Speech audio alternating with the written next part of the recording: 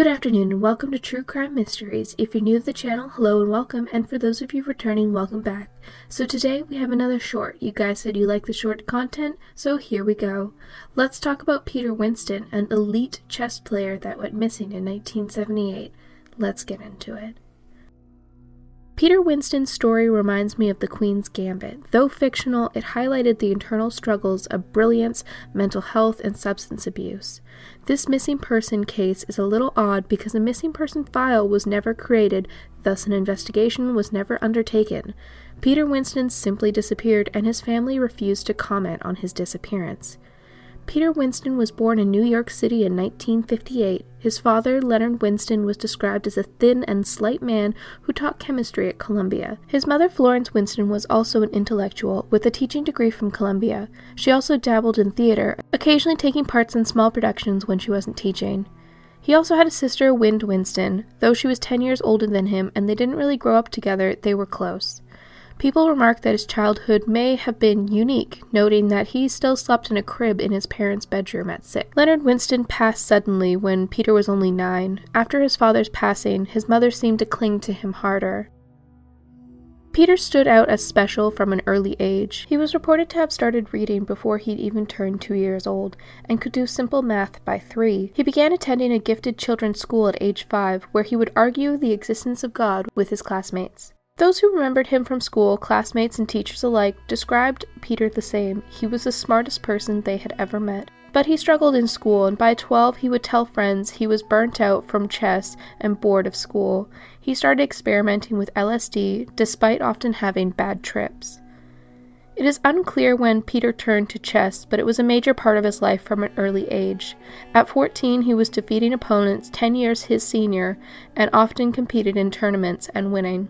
When he started college, his mother had him hospitalized. At first, he was diagnosed with schizophrenia, but his diagnosis was later changed to manic depression. He was put on medication, but he didn't like how it affected his mind, and it negatively impacted his chess performance.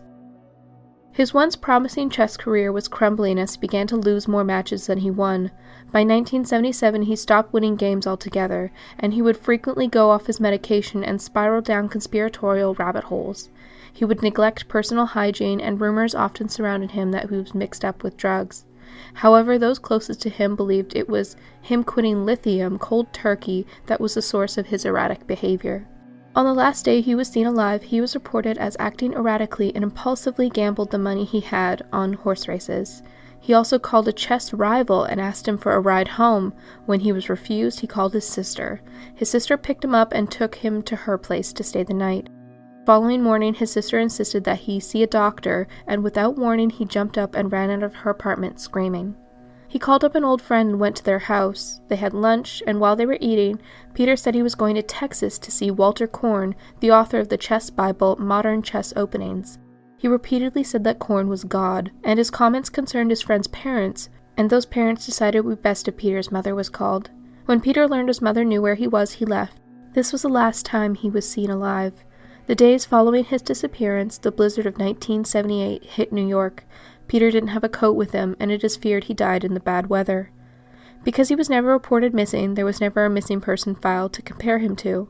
New York has over 30,000 unidentified bodies within the state.